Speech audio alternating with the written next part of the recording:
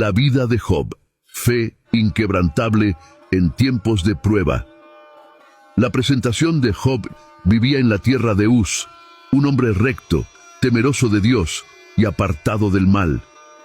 Era el hombre más rico de todo el Oriente, dueño de miles de animales y tierras.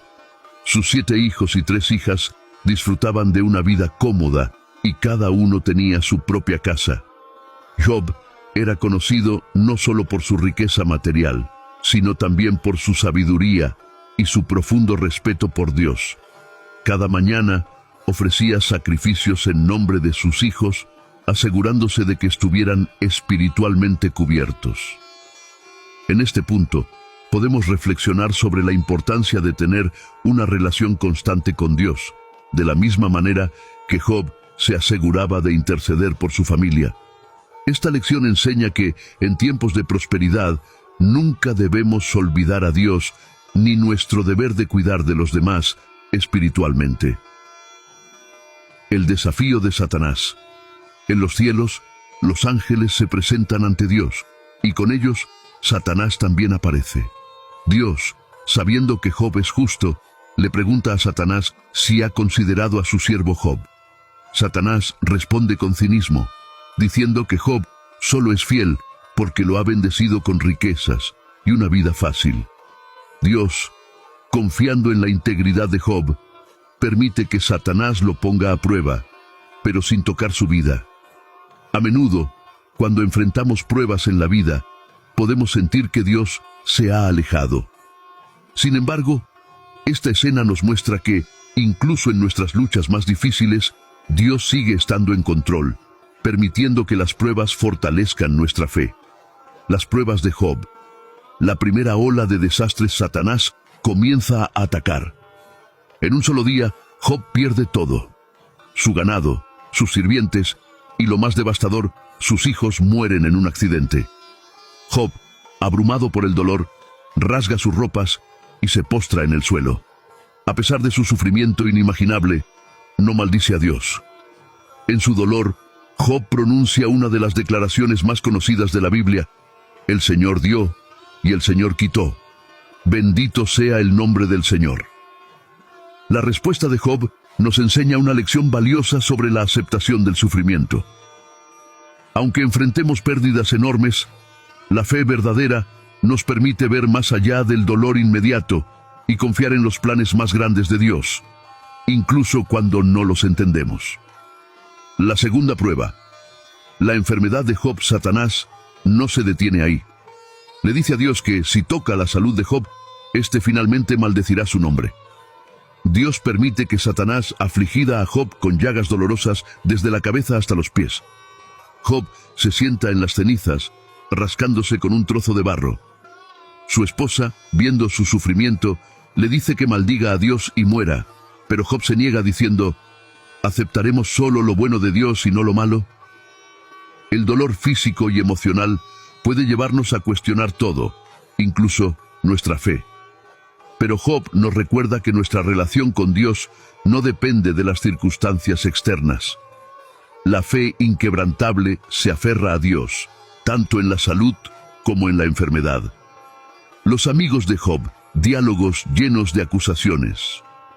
3 amigos de Job, Elifaz, Bildad y Zofar, vienen a consolarlo. Durante 7 días se sientan con él en silencio, compartiendo su dolor. Pero luego comienzan a hablar, y lo que al principio parecía consuelo, rápidamente se convierte en acusaciones. Los amigos sugieren que Job debe haber pecado gravemente, ya que nadie sufría tanto sin razón. Job, indignado, defiende su inocencia, afirmando que no ha hecho nada malo que justifique tal castigo. Aquí es donde los diálogos se extienden considerablemente. Cada uno de los amigos tiene un enfoque diferente. Elifaz le recuerda a Job que Dios es justo y no castiga sin razón, insinuando que Job debe arrepentirse de algún pecado oculto. Bildad apela a la tradición, diciendo que las calamidades siempre son el resultado del mal. Zofar es más directo, acusando a Job de ser arrogante por no admitir su pecado. Job, en su angustia, se defiende y comienza a cuestionar por qué los justos sufren mientras los malvados prosperan. Estas conversaciones profundas permiten reflexionar sobre la justicia de Dios y el sufrimiento humano. A través de estos debates vemos la complejidad de la vida y el sufrimiento. A veces, las respuestas fáciles no bastan, y debemos aprender a confiar en Dios incluso cuando las razones de nuestro dolor son incomprensibles. Dios habla desde el torbellino. Después de un largo silencio, Dios responde a Job desde un torbellino. En lugar de explicarle por qué sufre, Dios le muestra la inmensidad de su creación, el mar, los cielos, los animales salvajes.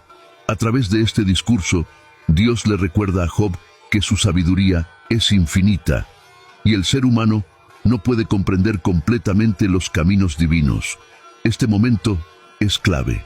A menudo buscamos respuestas claras a nuestras preguntas, pero Dios nos llama a confiar en su plan, incluso cuando no podemos entenderlo.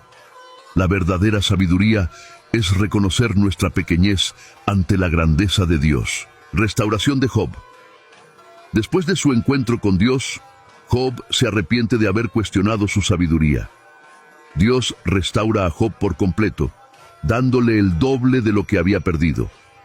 Nuevos hijos, más riquezas y una vida larga y próspera le son concedidos. La historia de Job termina con una nota de esperanza y redención.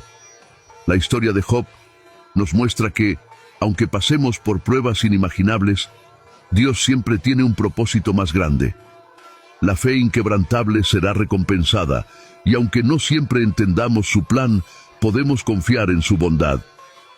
Si esta historia te ha inspirado, no olvides suscribirte a nuestros canales para más contenido que alimentará tu fe.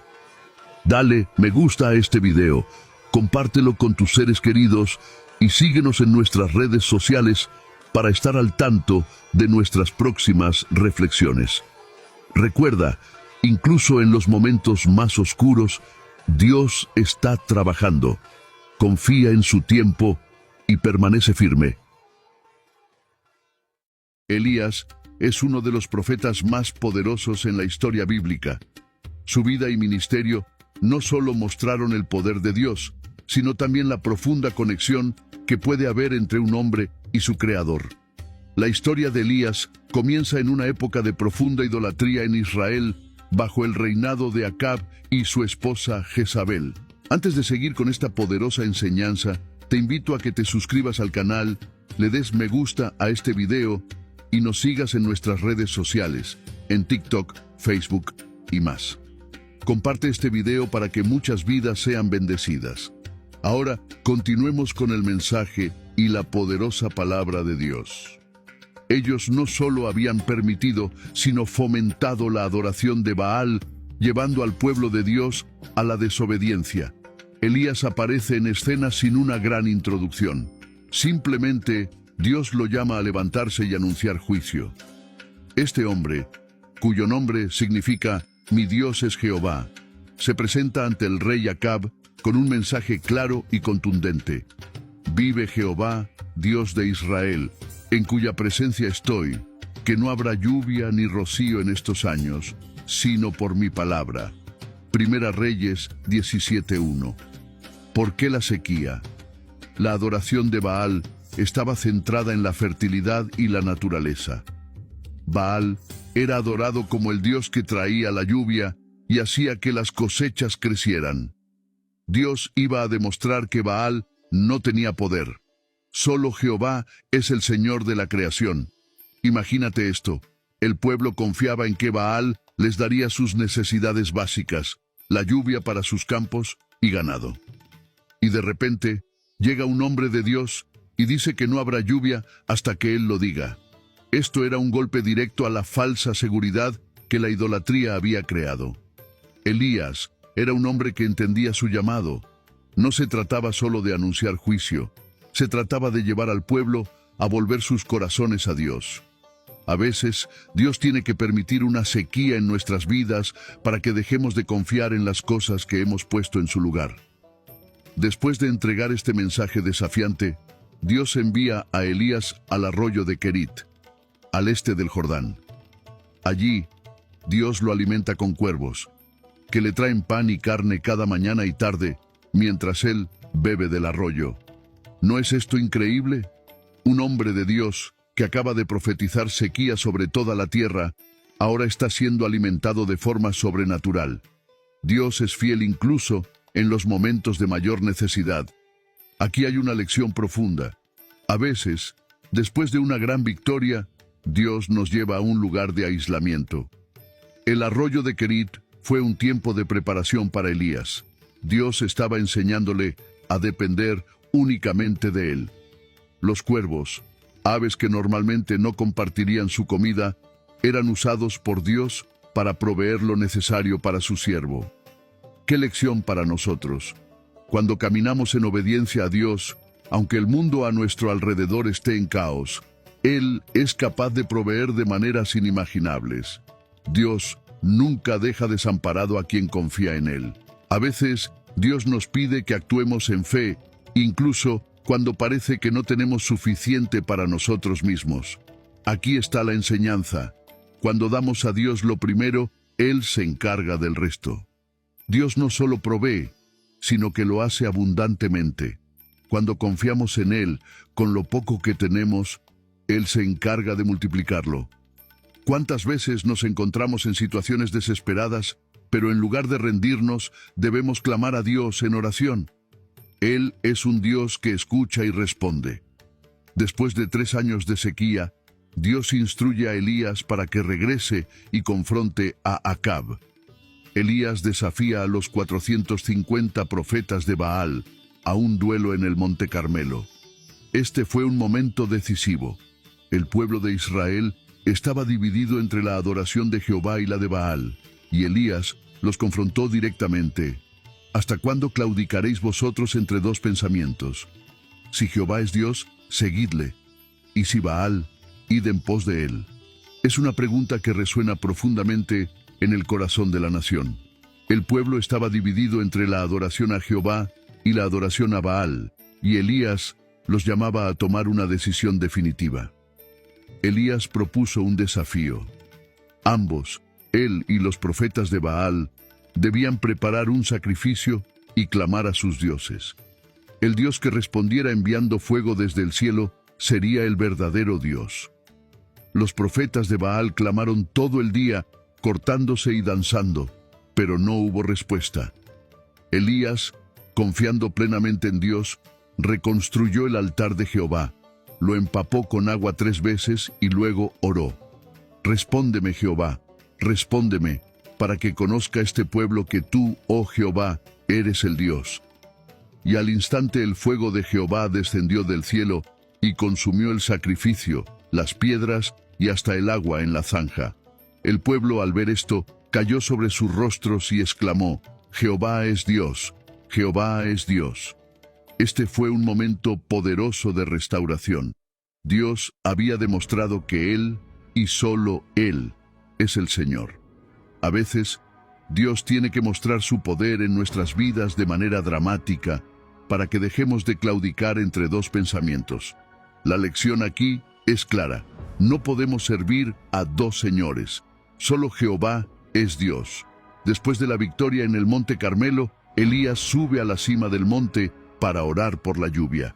Aunque Dios había prometido enviar la lluvia, Elías entendía la importancia de la oración persistente. Envió a su siervo a mirar hacia el mar 7 veces. La primera vez no había señales de lluvia. A veces oramos y no vemos resultados inmediatos, pero la fe implica perseverar, incluso cuando no vemos nada. Finalmente, en la 7ª vez, apareció una pequeña nube en el horizonte. Este fue el inicio del milagro. Pronto, los cielos se oscurecieron y una gran tormenta trajo la lluvia tan esperada. Aquí hay una lección poderosa. Aunque Dios haya hecho promesas, es nuestra responsabilidad orar con perseverancia. No debemos rendirnos solo porque no vemos resultados inmediatos. Dios siempre cumple su palabra. A pesar de esta gran victoria, Elías se enfrentó a una amenaza mortal. Jezabel, enfurecida por la muerte de los profetas de Baal, juró vengarse de Elías. En lugar de disfrutar de la victoria, Elías huyó al desierto, abatido y desanimado. Se sentó bajo un árbol y pidió a Dios que le quitara la vida. Este es un momento sorprendente. Elías, un hombre que había visto el poder de Dios de manera tan clara, ahora estaba en un punto de desesperación. Aquí vemos la humanidad de Elías. Incluso los más grandes hombres y mujeres de Dios pueden enfrentar momentos de debilidad. Pero lo importante es que Dios no lo abandonó. En su desesperación, Dios envió a un ángel que le proporcionó pan y agua, y lo fortaleció para su viaje al monte Horeb. A veces, después de nuestras mayores victorias espirituales, enfrentamos nuestros mayores desafíos emocionales. Pero Dios es fiel para restaurarnos. En su momento de mayor debilidad, Dios no abandonó a Elías. En lugar de dejarlo en su desesperación, envió a un ángel que le proporcionó comida y agua diciendo: «Levántate y come, porque largo camino te resta». Primera Reyes 19:7. Este acto muestra la compasión de Dios hacia sus siervos cansados. Elías, después de haber hecho tanto por Dios, necesitaba descanso y sustento. Dios no solo nos usa, también se preocupa por nuestro bienestar físico y emocional. Elías entonces viajó 40 días y 40 noches hasta llegar al monte Horeb, el mismo monte donde Moisés había recibido los 10 mandamientos. Aquí, Elías se refugió en una cueva, y Dios le preguntó: «¿Qué haces aquí, Elías?». 1 Reyes 19:9. En su respuesta, Elías expresó su frustración y soledad, sintiéndose como el único profeta fiel en Israel, perseguido y al borde de la desesperación. Dios, en su infinita sabiduría, no reprendió a Elías. En cambio, le dio una lección importante. Primero, envió un fuerte viento que rompía las rocas, luego un terremoto y después un fuego. Pero Dios no estaba en ninguno de esos eventos. Finalmente, vino un silbo apacible y delicado, y en ese suave susurro, Dios le habló a Elías. Aquí hay una lección clave. Dios no siempre se manifiesta en lo espectacular o lo dramático. A veces, su voz más poderosa viene en un susurro. Tenemos que estar atentos y sintonizados para escucharla, especialmente en los momentos de caos y confusión. Dios le dio nuevas instrucciones a Elías. Le ordenó que ungiera a Hazael como rey sobre Siria, a Jehú como rey sobre Israel y a Eliseo como su sucesor. Además, Dios le aseguró que no estaba solo, aunque Elías se sentía como el último profeta fiel. Dios le reveló que aún había 7,000 en Israel que no habían doblado la rodilla ante Baal. Qué alivio debió sentir Elías al saber que su misión no había sido en vano y que Dios siempre preserva un remanente. Después de esto, Elías fue a buscar a Eliseo y lo llamó a ser su discípulo. Eliseo, al ser llamado, dejó su vida de labranza de inmediato para seguir a Elías. Esto simboliza el llamado a dejar todo lo que conocemos y confiar completamente en el plan de Dios. Eliseo, al seguir a Elías, aprendería a ser el profeta que Dios usaría para continuar su obra. Finalmente, llegó el momento culminante en la vida de Elías. Mientras caminaba con Eliseo, sabiendo que su tiempo en la tierra estaba llegando a su fin, ocurrió un evento extraordinario. Un carro de fuego tirado por caballos de fuego apareció, y en un torbellino, Elías fue arrebatado al cielo. No experimentó la muerte, sino que fue llevado directamente a la presencia de Dios. 2 Reyes 2:11. Eliseo, viendo todo esto, clamó: Padre mío, carro de Israel y su gente de a caballo. 2 Reyes 2:12. El manto de Elías cayó, y Eliseo lo recogió, simbolizando la transferencia de la autoridad profética. Eliseo, ahora lleno del espíritu y poder de Elías, continuaría la obra del profeta, realizando milagros aún mayores en el nombre de Dios. La vida de Elías nos enseña sobre la fe, la obediencia, la dependencia de Dios y cómo incluso en nuestros momentos de mayor debilidad, Dios está allí para fortalecernos y guiarnos.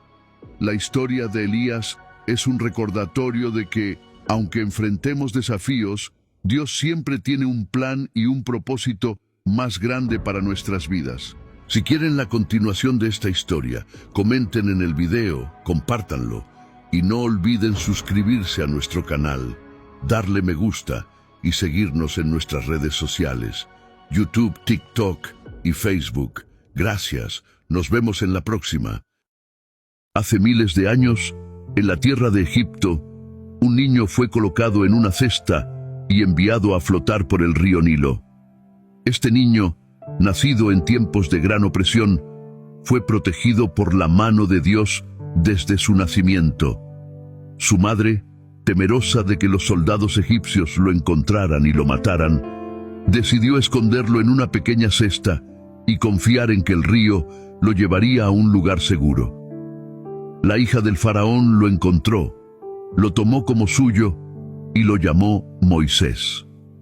Criado en el palacio, Moisés disfrutaba de los privilegios de la realeza, pero no podía ignorar la realidad que veía todos los días. Su pueblo, los israelitas, estaba siendo sometido a trabajos forzados, maltratado y esclavizado por el faraón. Moisés, a pesar de haber sido criado como egipcio, nunca dejó de sentir que pertenecía al pueblo de Israel. Un día, al ver a un egipcio golpeando a un israelita, Moisés no pudo contener su furia. Mató al egipcio y ocultó el cuerpo, pero el acto fue descubierto. Con temor a ser castigado, Moisés huyó de Egipto y se refugió en el desierto. Allí encontró una nueva vida, una nueva familia, pero su misión aún no había comenzado. Un día, mientras pastoreaba en el monte Horeb, Moisés tuvo un encuentro que cambiaría su destino para siempre. En lo alto de la montaña, vio un arbusto en llamas que no se consumía. Al acercarse, una voz salió del fuego. «Moisés, Moisés». Era la voz de Dios. Dios le dijo a Moisés que debía regresar a Egipto y liberar a su pueblo, los israelitas, de la esclavitud. Moisés, lleno de dudas, preguntó: «¿Quién soy yo para ir ante el faraón y sacar a los israelitas de Egipto?». Pero Dios le respondió: «Yo estaré contigo». A pesar de sus miedos, Moisés obedeció y regresó a Egipto. Allí se presentó ante el faraón, el hombre más poderoso de la tierra, y le dijo con valentía: «Deja ir a mi pueblo». Pero el faraón, arrogante y obstinado, se negó a liberar a los israelitas. Entonces comenzaron las plagas. Dios desató 10 plagas sobre Egipto, cada una más devastadora que la anterior. El agua del río Nilo se convirtió en sangre. Las ranas invadieron las casas, seguidas por nubes de mosquitos y enjambres de moscas. Los animales se enfermaron y las personas sufrieron llagas dolorosas. Lluvias de granizo destruyeron los cultivos y las langostas devoraron lo que quedaba. Luego, una densa oscuridad cubrió todo Egipto durante 3 días. Pero el faraón seguía negándose. Finalmente, llegó la 10ª plaga, la más terrible de todas: la muerte de los primogénitos. Aquella noche, en todas las casas de Egipto, el primogénito de cada familia murió. Pero los israelitas, que habían marcado sus puertas con la sangre de un cordero, fueron protegidos. Al amanecer, el clamor de los egipcios llenó la tierra, y el faraón, devastado por la pérdida de su hijo, finalmente accedió a dejar ir a los israelitas. Moisés lideró al pueblo fuera de Egipto.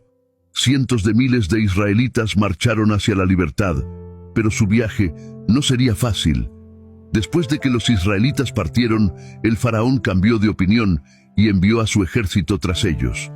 Los carros egipcios galoparon rápidamente y los israelitas pronto se encontraron atrapados entre el ejército del faraón y el Mar Rojo. El miedo y la desesperación se apoderaron del pueblo. Clamaron a Moisés: «Nos has traído aquí para morir en el desierto».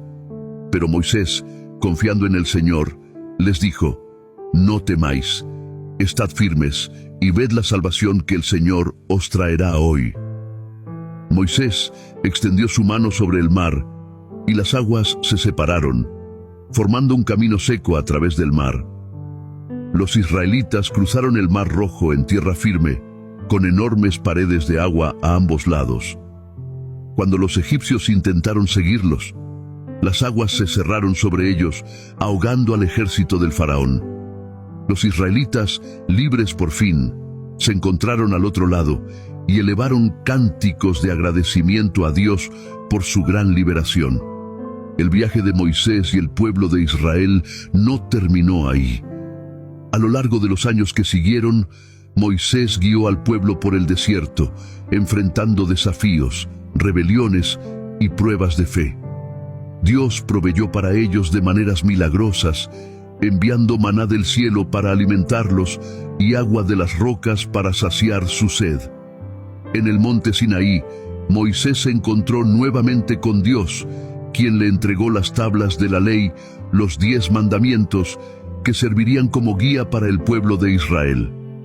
En ese momento, Dios estableció un pacto con su pueblo, prometiendo llevarlos a la tierra prometida si obedecían sus mandamientos. A pesar de los milagros y las bendiciones que habían presenciado, los israelitas a menudo caían en la duda y la desobediencia. Pero Moisés permanecía como su líder, intercediendo por ellos ante Dios y recordándoles las promesas divinas. Durante 40 años, Moisés condujo al pueblo a través del desierto, hasta que finalmente llegaron a la frontera de la tierra prometida. Moisés, el hombre que había sido llamado desde una zarza ardiente, el hombre que había desafiado al faraón, y el hombre que había guiado a su pueblo a través del Mar Rojo, no sería quien entrara en la tierra prometida. Pero Dios le permitió ver la tierra desde lo alto del monte Nebo antes de su muerte. Moisés murió en paz, sabiendo que había cumplido su misión, y el liderazgo pasó a Josué, quien guiaría al pueblo de Israel en su próxima fase de la historia, la conquista de la tierra prometida. Esta es la historia de Moisés, el siervo de Dios, quien fue testigo de algunos de los milagros más grandes jamás registrados. Su vida es un testimonio del poder, la fidelidad y la misericordia de Dios, y su legado sigue vivo hoy en la historia del pueblo de Israel y en las Escrituras que nos enseñan sobre el amor y el poder de Dios. Si te impactó este mensaje, no olvides darle like, compartir y suscribirte al canal. Síguenos para más contenido poderoso sobre la Biblia. Que Dios te bendiga. Jesús, desde el inicio de su ministerio, fue un hombre profundamente amado por algunos y ferozmente rechazado por otros. Nacido en un humilde pesebre en Belén, desde temprana edad mostró signos de ser alguien especial. A medida que crecía, no solo en sabiduría y conocimiento, sino también en gracia ante Dios y los hombres, su vida se fue forjando con el propósito más grande que jamás se haya conocido, la redención de la humanidad. Sin embargo, esta misión no estuvo exenta de dolor y rechazo. Jesús amaba a la gente con una compasión que no conocía límites. Caminaba por los polvorientos caminos de Galilea, enseñando a las multitudes que lo seguían, sanando a los enfermos, dando vista a los ciegos y levantando a los paralíticos. Sus palabras traían esperanza a los desesperados, y sus manos extendidas devolvían la vida a aquellos que ya no tenían fuerzas. Entre los muchos milagros que realizó, uno de los más recordados fue cuando caminó sobre las aguas del mar de Galilea. Era de noche, y sus discípulos, temerosos de una tormenta que los amenazaba, vieron con asombro cómo su maestro, desafiando las leyes de la naturaleza, avanzaba hacia ellos sobre las olas. Este milagro, como tantos otros, no solo fue una demostración de su poder, sino también una lección sobre la fe y la confianza en Dios. A pesar de este inmenso amor, Jesús no fue siempre comprendido. Muchos lo seguían, atraídos por sus enseñanzas y por la esperanza que infundía en sus corazones, pero otros, cegados por el orgullo o por su propia interpretación de las Escrituras, lo rechazaban. Los líderes religiosos de la época, los fariseos y saduceos, veían en Jesús una amenaza a su autoridad. A pesar de los milagros que realizaba frente a sus ojos, se negaban a aceptar que él era el Mesías prometido. Para ellos, el Hijo de Dios debía ser un rey guerrero, un líder político que los liberara del yugo romano, y no un hombre humilde que se rodeaba de pescadores, publicanos y pecadores. Este rechazo no fue solo por parte de los líderes religiosos. Incluso algunos de los que lo seguían lo abandonaron cuando sus palabras se volvieron demasiado difíciles de aceptar. En una ocasión, después de enseñar acerca del sacrificio que vendría, muchos de sus discípulos dijeron: «Esta enseñanza es dura, ¿quién puede aceptarla?», y lo dejaron. Sin embargo, a pesar del rechazo, Jesús nunca dejó de amar. Sabía que su misión en la tierra no era ser aceptado por todos, sino cumplir la voluntad de su Padre Celestial. A lo largo de su vida, Jesús demostró una obediencia absoluta a Dios. No hizo nada por su propia voluntad, sino siempre en sumisión a su Padre. A pesar de los insultos, las calumnias y las amenazas, continuó predicando el reino de Dios. Sabía que el rechazo, e incluso el sufrimiento, eran parte del plan divino. Uno de los momentos más difíciles de su vida fue en el huerto de Getsemaní, cuando oró intensamente, pidiendo si era posible que el cáliz del sufrimiento pasara de él. Sin embargo, incluso en ese momento de agonía, Jesús declaró: «No se haga mi voluntad, sino la tuya». El amor de Jesús hacia sus discípulos fue especial. Los llamó uno a uno, no porque fueran perfectos o dignos, sino porque veía en ellos el potencial de llevar su mensaje al mundo. Pedro, Andrés, Santiago, Juan y los demás fueron testigos de su poder, de su amor y de su compasión. Vieron cómo alimentaba a miles con unos pocos panes y peces, cómo sanaba a los leprosos y cómo incluso resucitaba a los muertos. Sin embargo, incluso entre ellos, hubo momentos de incomprensión y duda. Pedro, quien había caminado con él sobre las aguas y declarado que Jesús era el Cristo, en un momento de debilidad, lo negó 3 veces. A pesar de todo esto, Jesús no dejó de amar a sus discípulos. Incluso después de la traición de Judas y la negación de Pedro, su amor permaneció constante. Después de su resurrección, cuando encontró a Pedro, no lo recriminó, sino que lo restauró, y le encargó la responsabilidad de apacentar a su rebaño. El rechazo que Jesús experimentó alcanzó su clímax en la cruz. Los mismos que días antes lo habían aclamado como el Mesías, gritando «Hosana», ahora pedían a gritos su crucifixión. Fue abandonado por muchos de los que lo habían seguido, y colgado entre 2 ladrones, fue humillado y escarnecido. Sin embargo, incluso en ese momento, su amor no titubeó. Desde la cruz, miró a los que lo crucificaban y oró: «Padre, perdónalos, porque no saben lo que hacen». Jesús sabía que su muerte no sería el final. A través de su sacrificio, abriría el camino para que todos aquellos que creyeran en él pudieran tener vida eterna. Resucitó al tercer día, venciendo a la muerte y al pecado, y antes de ascender al cielo, dio a sus discípulos el mandato de ir por todo el mundo y predicar el Evangelio. Aunque muchos lo rechazaron, su legado en la tierra continuó a través de aquellos que creyeron en él. La vida de Jesús es un testimonio de amor incondicional y obediencia a la voluntad de Dios. Aunque fue rechazado por muchos, nunca dejó de cumplir su propósito. Hoy, millones de personas en todo el mundo reconocen el impacto de su vida, muerte y resurrección. Su mensaje de amor, esperanza y salvación sigue siendo tan poderoso como lo fue hace 2000 años, y su legado perdura para siempre. A través de Jesús, aprendemos que el verdadero amor no depende de ser aceptado o reconocido por los demás.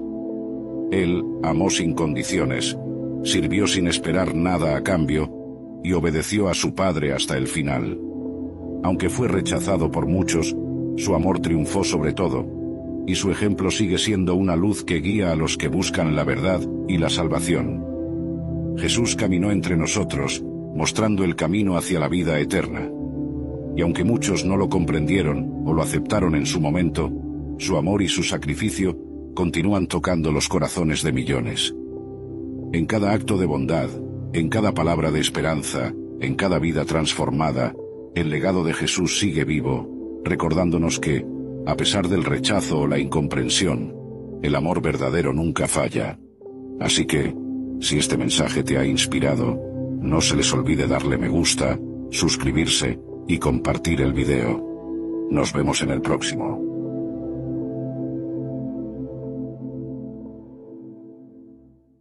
En la vida, nos encontramos frente a muros que parecen imposibles de derribar. Pero la historia de Josué y los muros de Jericó nos recuerda que con Dios no hay obstáculos demasiado grandes. Josué no se rindió, no dudó, aunque parecía absurdo caminar alrededor de los muros una y otra vez. Y cuando sonó la trompeta, esos enormes muros cayeron, no por la fuerza de las manos humanas, sino por el poder de Dios. Quizás hoy sientas que estás rodeado por muros de problemas, de dudas o de miedo. Pero recuerda, cuando caminas con Dios, lo imposible se vuelve posible. No te rindas, porque la victoria está más cerca de lo que imaginas. Si este mensaje ha tocado tu corazón, suscríbete a nuestro canal y comparte este video con aquellos que necesitan escuchar esta verdad. Sigue nuestras redes para más inspiración diaria. Juntos, derribaremos esos muros y viviremos el poder de Dios en nuestras vidas.